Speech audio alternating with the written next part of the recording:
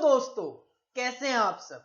दोस्तों, हमारा operations management में study note number 2 operations planning चल रहा था और ऑपरेशंस प्लानिंग में पार्ट 1 डिमांड फोरकास्टिंग हम डिस्कस कर रहे थे। डिमांड फोरकास्टिंग में लास्ट 2 क्लासेस में हमने देखा कि जब एक ऑर्गेनाइजेशन फ्यूचर पीरियड के लिए अपनी सेल्स को एस्टिमेट करना चाहती है तो उसके लिए वो डिमांड फोरकास्टिंग का कॉन्सेप्ट अप्लाई करती है। डिमांड फोरकास्टिंग की टोटलिटी में हमने बात की 6 मेथड्स है और उन 6 में से हमने टोटलिटी में 7 मेथड्स है, जिसमें से हमने लास्ट क्लास तक 6 मेथड डिस्कस कर ली थी। लास्ट क्लास में मेनली आपने एक प्रैक्टिकल अप्रोच जो था that is trend projection method, वो आपने देखा। ट्रेंड प्रोजेक्शन मेथड की अगर मैं बात करूं तो ट्रेंड प्रोजेक्शन मेथड में एक ऑर्गेनाइजेशन पास्ट एक्सपीरियंस के बेसिस पे, हिस्टोरिकल डेटा के बेसिस पे फ्यूचर की डिमांड को एस्टिमेट करने की कोशिश करती है और उसके लिए वो एक ट्रेंड कैलकुलेट करती है, जिसके लिए हम स्टेटमेंट ऑफ ट्रेंड वैल्यू बनाते हैं।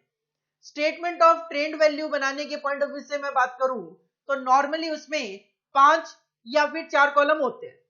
2 मेथड होती है सेल को एस्टिमेट करने की, डायरेक्ट और indirect method in trend projection method. Actual में हम ट्रेंड प्रोजेक्शन मेथड में इक्वेशन यूज करते हैं y is equal to a plus B X, जिसमें a और b की जो वैल्यूज होती है उनको कैलकुलेट करने की 2 मेथड है, डायरेक्ट मेथड और इनडायरेक्ट मेथड, जिसमें से हमने पहले डायरेक्ट मेथड डिस्कस किया।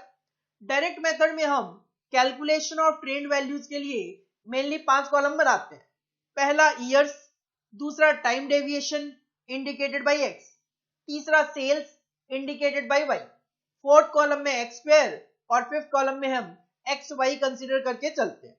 डायरेक्ट मेथड में a is equal to sigma Y upon में n और b is equal to sigma X Y upon में सिग्मा एक्स स्क्वायर। जब a और b की वैल्यू हमारे पास आ जाती है, हम इक्वेशन अप्लाई करते हैं y is equal to a plus B X. यही अगर मैं बात करूं डायरेक्ट मेथड की, तो डायरेक्ट मेथड केवल और केवल तभी अप्लाई होता है जब sigma X is equal to 0, लेकिन इनडायरेक्ट मेथड किसी भी सिचुएशन में अप्लाई हो सकता है, भले ही सिग्मा एक्स कोई पॉजिटिव वैल्यू हो, नेगेटिव वैल्यू हो, 0 हो, ना हो, एनी सिचुएशन में इनडायरेक्ट मेथड आपका यूज हो सकता है। इनडायरेक्ट मेथड में भी y is equal to a plus B X ही इक्वेशन चलेगी, लेकिन a और b की वैल्यू को कैलकुलेट करने के लिए हमें 2 इक्वेशन सॉल्व करनी है। पहली sigma y is equal to na plus b sigma x and second is sigma X Y is equal to a sigma x plus b sigma X square. इसके लिए भी आपको कैलकुलेशन ऑफ ट्रेंड वैल्यू का statement बनाना होता है, जिसमें normally आपको 4 कॉलम देखने को मिलेंगे, क्योंकि इन क्वेश्चंस में नॉर्मली ईयर्स गिवन नहीं होता। अगर गिवन हो तो आप 5 कॉलम भी कंसिडर कर सकते हो। हमने डायरेक्ट मेथड पे 2 क्वेश्चन कर लिए थे और इनडायरेक्ट मेथड पे मैंने आपको एक क्वेश्चन करवा दिया था। और जो सेकंड क्वेश्चन था, मैंने आपको कहा था ये सेकंड क्वेश्चन आप नोट कर लो और घर से करके लाना। अगर किसी भी बच्चे ने क्वेश्चन नंबर 3 जो था वो रिवाइज करने के बाद क्वेश्चन नंबर 4 किया होगा, इजीली स्टूडेंट ने कर लिया होगा। लेकिन फिर भी अगर किसी को कोई भी डाउट है तो मैं यहाँ पे क्वेश्चन नंबर 4 करवा रहा हूं, आप अपना आंसर मैच कीजिए, कंफर्म कीजिए आपने जो आंसर किया है वो ठीक किया है या नहीं किया। Question number 4, N investigation into the demand for scooters in 5 towns. 5 towns में स्कूटर्स की डिमांड का इन्वेस्टिगेशन किया गया, has resulted in the following data, और वहां से हमें ये डेटा फाइंड आउट हुआ।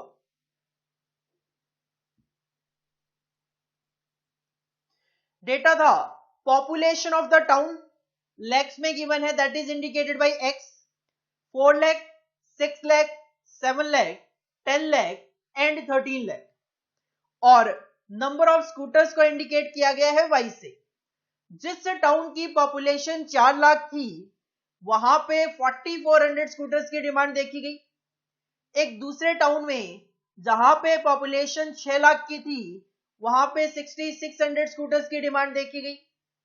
एक टाउन जहां पे 7 लाख की पॉपुलेशन होने के बावजूद स्कूटर्स की डिमांड केवल 5700 देखी गई। एक टाउन जहां पे पॉपुलेशन 10 लाख थी वहां पे 8000 स्कूटर्स की डिमांड देखी गई। और एक टाउन जहां पे पॉपुलेशन 13 लाख थी वहां पे स्कूटर्स की डिमांड 10300 देखी गई। क्वेश्चन चाहता है estimate the demand for scooter. हम स्कूटर की डिमांड कैलकुलेट करके दें फॉर ए टाउन, एक ऐसे टाउन के लिए with A population of 16 lakh. अगर किसी टाउन की पॉपुलेशन 16 लाख रुपए है तो ऊपर जो 5 टाउन का इन्वेस्टिगेशन किया गया उसके बेसिस पे हमें कैलकुलेट करके देना है कि 16 लाख की पॉपुलेशन के लिए स्कूटर्स की डिमांड कितनी होगी। इसके लिए हम अप्लाई करेंगे अपना इनडायरेक्ट मेथड, और इनडायरेक्ट मेथड में सबसे पहले हम बनाते हैं कैलकुलेशन ऑफ ट्रेंड वैल्यूज। आओ जरा हेडिंग पुट करो, आंसर नंबर 4। हेडिंग पुट करो, answer number 4, computation of trend values. Computation of trend values. 4 column में हम ये स्टेटमेंट बनाएंगे। पहला population in lakhs that is indicated by X. Second column में number of scooters that is indicated by Y. Then third column will be of X square and last column will be X Y. As per question population है 4, 6, 7, 10, 13। 4, 6, 7, 10 and 13। ये सारी की सारी figure lakhs में है।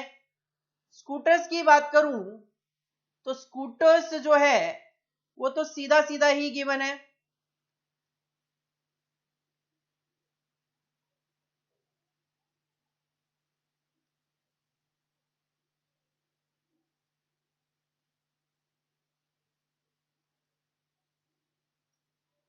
Scooters की बात करें तो स्कूटर्स की डिमांड देखी गई 4400, 6600, 5700, 8000, 10300। 4400,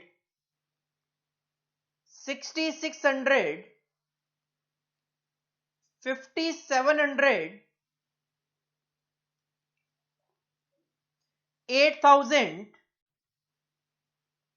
एंड 10300। एक्स का अगर टोटल कर लिया जाए तो हमें सिग्मा एक्स फाइंड आउट हो जाएगा,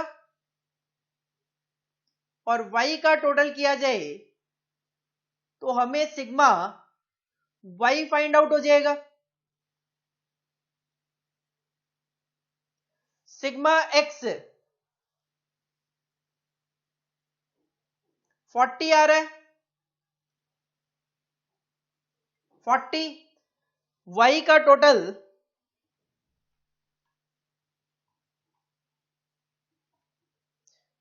टोटल आ रहा है आपका 35,000। सिग्मा वाई आ गया 35,000। नेक्स्ट कॉलम में हमें एक्स का स्क्वायर करना है। 4 का स्क्वायर 16, 6 का स्क्वायर 36, 7 का स्क्वायर 49, 10 का स्क्वायर 100, 13 का स्क्वायर इट विल बी 169। इस कॉलम का टोटल कर लिया जाए तो हमें फाइंड आउट हो जाएगा sigma X square, sigma X square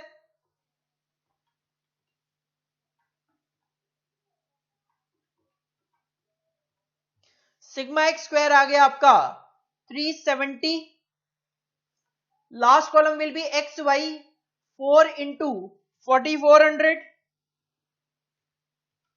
17,600,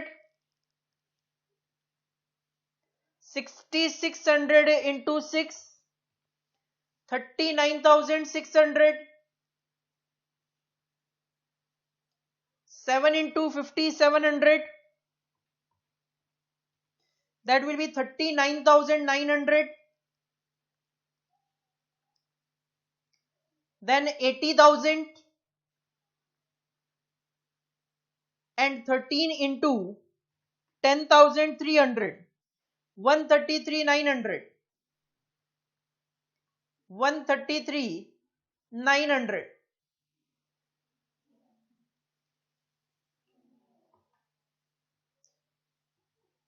sigma X Y आ जाएगा आपका 3,11,000. इस कॉलम का टोटल किया जाए तो सिग्मा एक्स वाई आ गया आपके पास 3,11,000. This is the computation of trend value statement. इसको आप कॉपी कर सकते हो.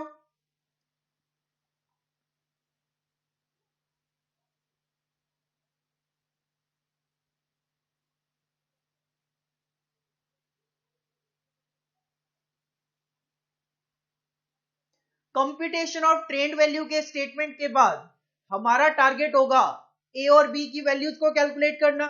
और इनडायरेक्ट मेथड में ए और बी की वैल्यू को कैलकुलेट करने के लिए हम अप्लाई करते हैं दो equation. To find the values of A and B the following two equations are to be solved.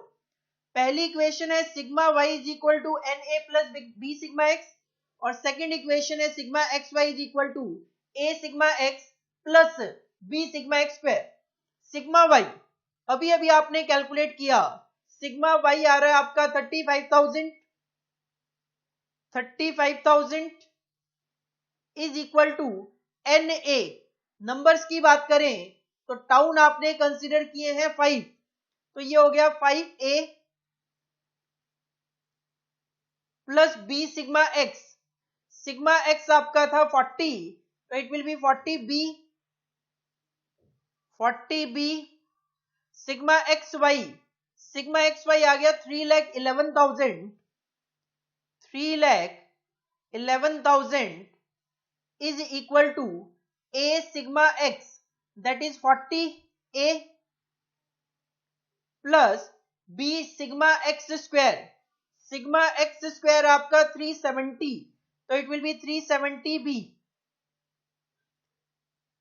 अब हमें इन इक्वेशन को सॉल्व करना है.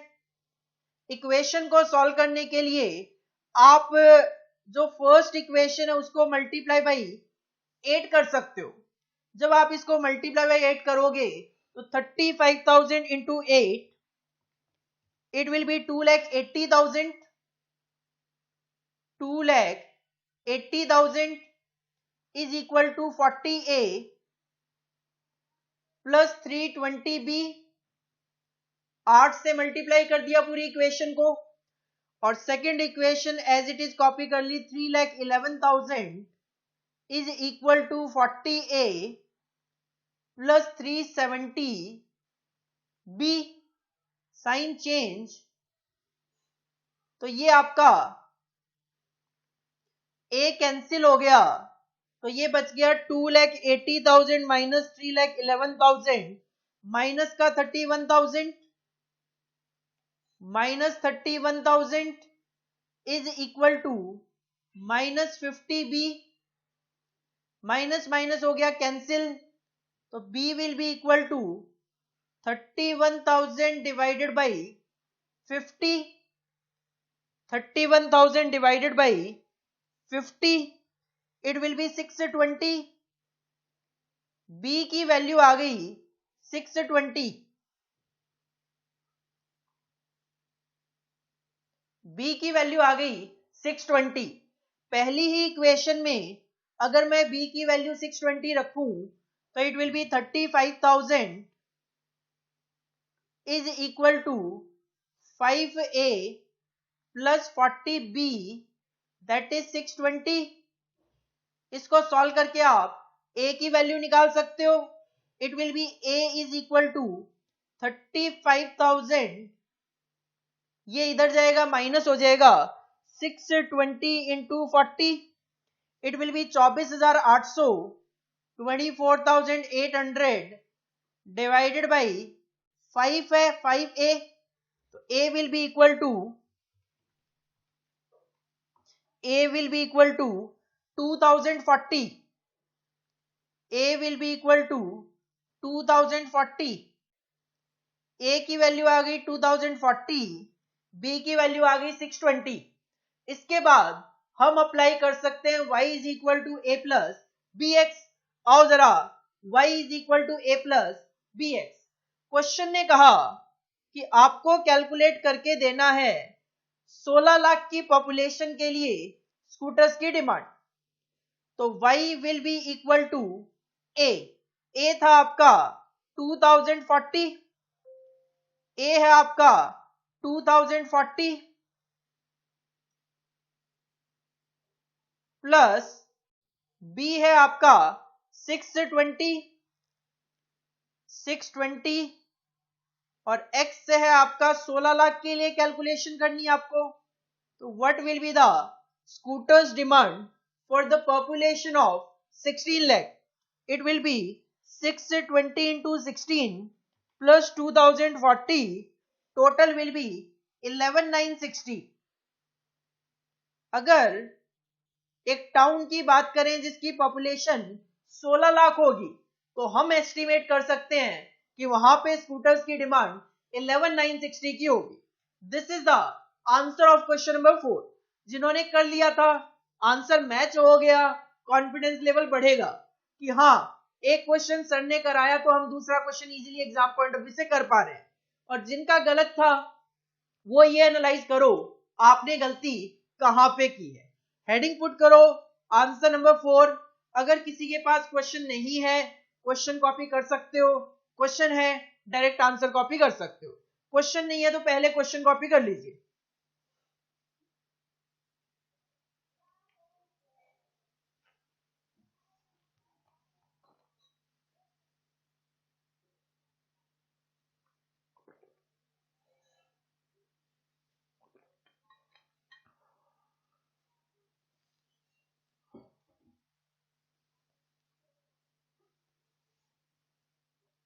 इसके बाद हेडिंग पुट कीजिए आंसर नंबर 4।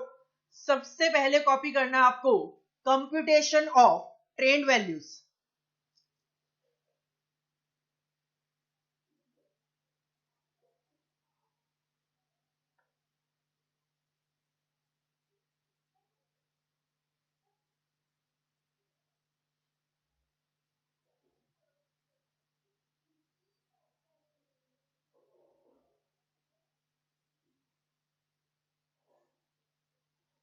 इसके बाद कॉपी कीजिए आप values of A and B की कैलकुलेशन। ए आएगा आपका 2040 एंड बी विल बी 620।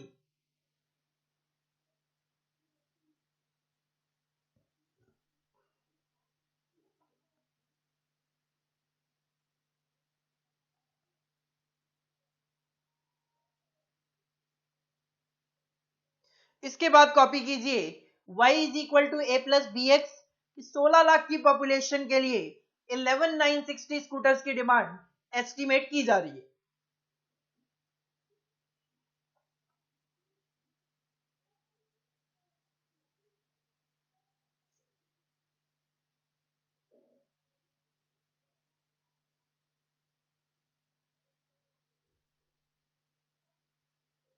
तो ये था आपका trend projection method. y is equal to A plus B X. A और बी की वैल्यूज को कैलकुलेट करने के दो तरीके, डायरेक्ट मेथड और इनडायरेक्ट मेथड। भले ही डायरेक्ट मेथड हो भले ही इनडायरेक्ट मेथड हो, स्टेटमेंट ऑफ ट्रेंड वैल्यूज बनाना है, ए और बी की वैल्यूज कैलकुलेट करनी है, जो कि अलग अलग तरीके से कैलकुलेट होगी डायरेक्ट और इनडायरेक्ट में। Finally y is equal to A plus B X equation अपने को अप्लाई करनी है। इसके बाद एक लास्ट मेथड रहता है हमारा, जो कि थ्योरेटिकली हमारे सिलेबस में कवर्ड है, that is moving average method. आओ जरा, लास्ट जो मेथड है, seventh method, that is moving average method. देखो, moving average method simple method है। इसमें एक ऑर्गेनाइजेशन पास्ट एक्सपीरियंस के बेसिस पे कुछ सालों का डेटा पिक करके जस्ट उसका एक एवरेज निकालती है और कहती है यही फ्यूचर में डिमांड होने की एक्सपेक्टेशन भी है। सिंपल एक एवरेज कैलकुलेट करने की कोशिश की जाती है। दिस इज अनदर ये भी एक स्टेटिस्टिकल मेथड ही है to calculate the trend through moving averages. It can be calculated as follows. An appropriate period is to be determined for which the moving average is calculated. 5 साल का data pick किया और उसका एक moving average calculate कर लिया. While determining the period for moving averages, the normal cycle time of changes in the values of series should be considered so that short term fluctuations are eliminated. जब हम moving average calculate करने के लिए period pick करते हैं 2 साल 5 साल, normal cycle time of changes in the values of series should be considered. तो हमें एक ऐसी सीरीज पिक करनी है जिसमें चेंजेस दिखाई दे कि कभी 50 कभी 60 कुछ चेंजेस दिखाई दे, ताकि हम उसके एवरेज के बेसिस पे कैलकुलेशन करें तो शॉर्ट टर्म फ्लक्चुएशंस जो है वो एलिमिनेट हो जाए. अगर एक बार 10 होगा, एक बार 20 होगा, एक बार 25 होगा, मैं तीनों का एवरेज कंसीडर करके निकालूंगा तो मेरा जो एस्टिमेशन होगा वो कहीं ना कहीं ज्यादा ठीक होने के चांसेस है. अदरवाइज क्या होगा, अगर मैं 10 10 10 इस बेसिस पे कंसीडर करूं तो एवरेज भी 10 ही आएगा. और कहीं ना कहीं हो सकता है फ्यूचर में अगर चेंजेस आ गए, हो सकता है डिमांड 20 चली जाए, तो कहीं ना कहीं मुझे एक नॉर्मल साइकिल टाइम लेना चाहिए जिसमें वैल्यूज में चेंजेस हो रहे हो, उसके बेसिस पे एवरेज निकालूंगा तो सही होने के चांसेस ज्यादा होंगे और शॉर्ट टर्म फ्लक्चुएशंस को एलिमिनेट किया जा सकता है. The calculated values of moving averages present the basis for determining the expected amount of sale. और इसी के बेसिस पे आप फ्यूचर की डिमांड को एस्टिमेट कर लेते हो. सिंपल यही कहूंगा, मूविंग एवरेज मेथड में एक डेटा पिक करके उसका एवरेज निकाल लिया जाता है और उसी को फ्यूचर की डिमांड के लिए बेस बना लिया जाता है. That is all about moving average method. कोई प्रैक्टिकल क्वेश्चंस हमारे सिलेबस में इसको लेकर नहीं है. हेडिंग पुट करो last method moving average method, और ये जो 2 पॉइंट गिवन है इनको आप कॉपी कर लीजिए. थियोरेटिकल पॉइंट ऑफ व्यू से आप इस पॉइंट को देख सकते हो, एग्जाम पॉइंट ऑफ व्यू से ऐसे ज्यादा रेलेवेंसी इस पॉइंट की नहीं है. एग्जाम पॉइंट ऑफ व्यू से आप कॉन्सेंट्रेट कीजिए ट्रेंड प्रोजेक्शन मेथड, क्योंकि ये जो क्वेश्चंस हमने किए हैं 4, ये काफी important exam point of view से. आपको 6, 8 या 10 मार्क्स तक का क्वेश्चन इसमें से देखने को मिल सकता है.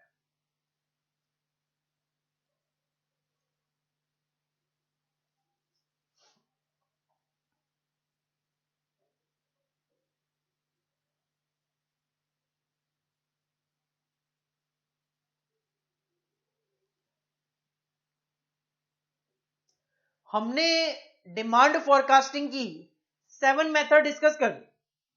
अब इश्यू ये आता है कि इनमें से कौन सा मेथड अच्छा है. तो what are the criteria of a good forecasting method. इन 7 में से कौन सा फॉरकास्टिंग मेथड अच्छा है, इसको डिसाइड करने के कुछ क्राइटेरियाज है.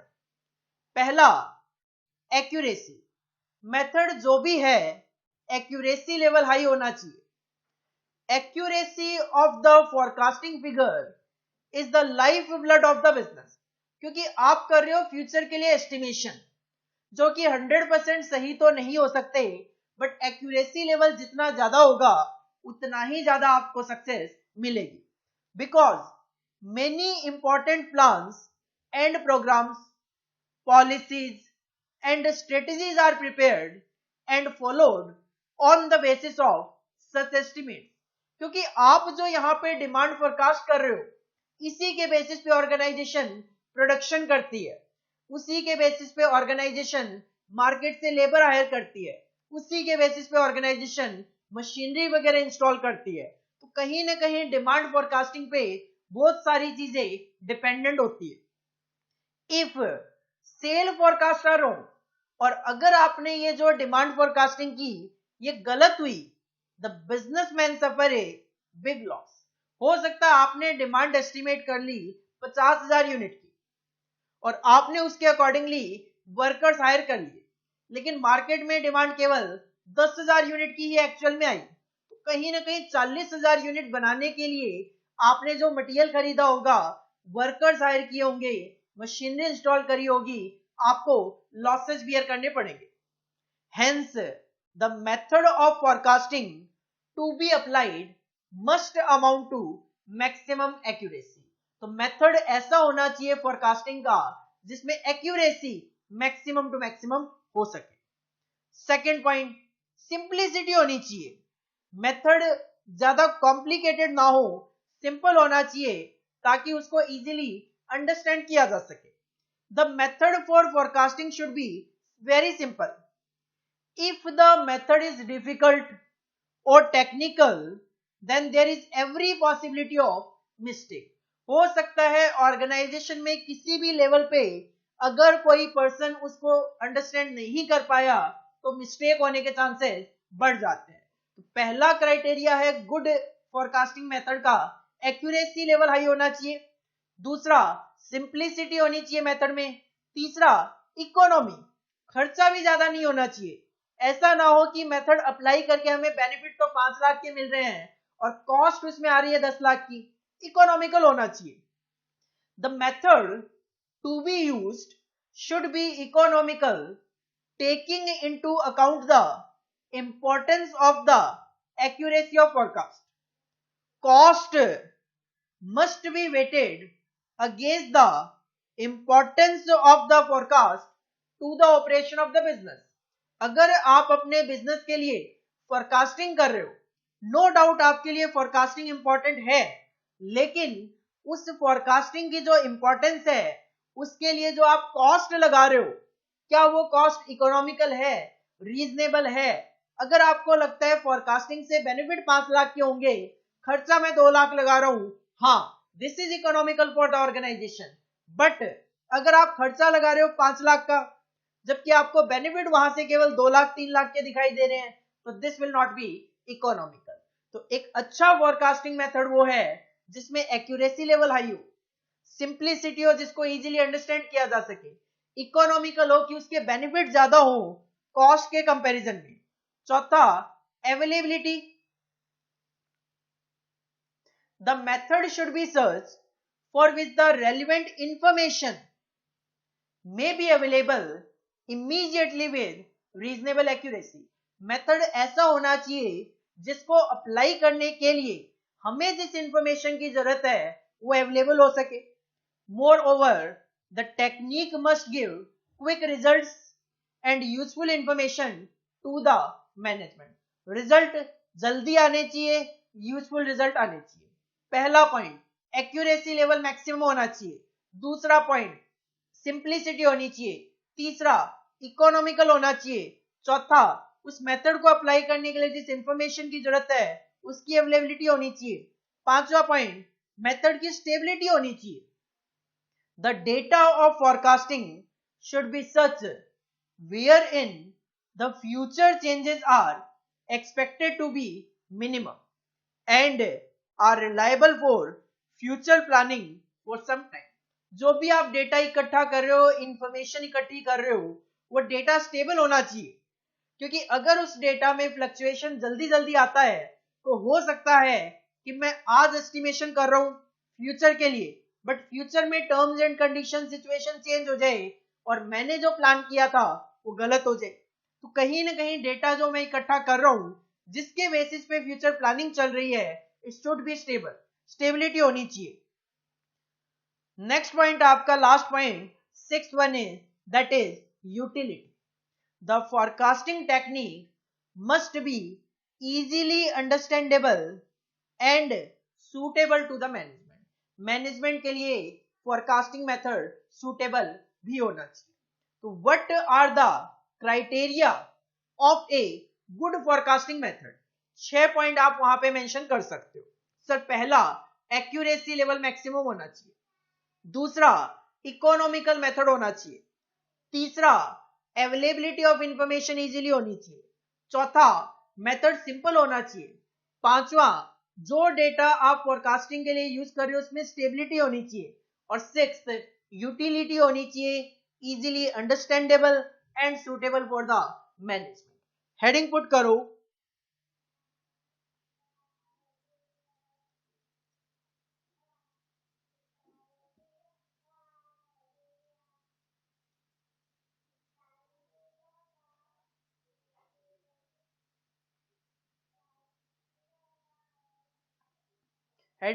Essentials of a good forecasting method.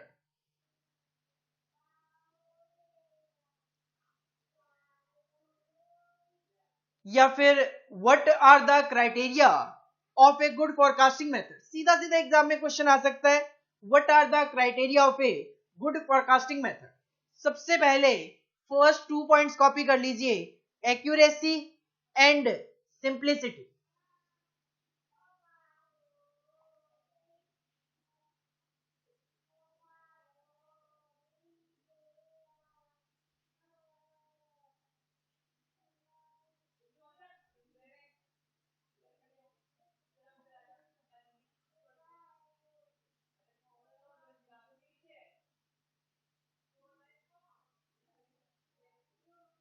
इसके बाद थर्ड पॉइंट कॉपी कीजिए, economy, and fourth point copy कीजिए, अवेलेबिलिटी। फिफ्थ पॉइंट कॉपी कीजिए, stability.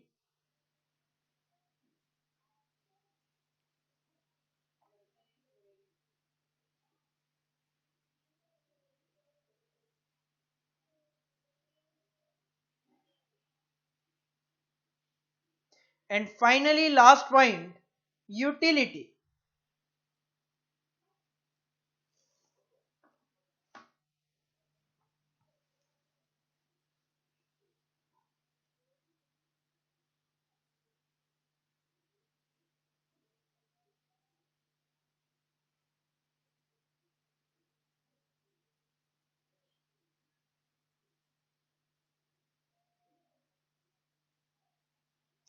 This is all about study note number 2 operation planning का first part, demand forecasting. Demand forecasting में mainly आपने यही ध्यान रखना है कि डिमांड फोरकास्टिंग का मीनिंग क्या होता है, डिमांड फोरकास्टिंग करने के लिए हम कौन कौन से मेथड्स यूज करते हैं। थियोरिटिकली सारे के सारे मेथड अपने को पता होने चाहिए, प्रैक्टिकली ट्रेंड प्रोजेक्शन मेथड का एप्लीकेशन, और फाइनली हमें पता होना चाहिए what are the criteria of a good forecasting method. This is only the one part of your study note number 2। Next class में हम इसी का सेकेंड पार्ट स्टार्ट करेंगे। तब तक के लिए आप जितना भी मैंने फर्स्ट चैप्टर आपको करवाया था वो रिवाइज कर लीजिए, और स्टडी नोट नंबर 2 का पहला part demand forecasting. Next class में हम कैपेसिटी से रिलेटेड हमारे 2 टॉपिक होंगे, वो हम स्टार्ट करेंगे। तब तक के लिए thank you, all the best.